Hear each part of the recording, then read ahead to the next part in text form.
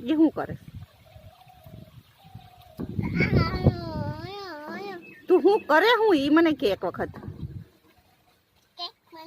cake જ બનાવવાનો છે બીજું કઈ નથી કરવાનું હે લાડવો બનાવો લાડવાના કેક જ બનાવવાના છે આ વાડી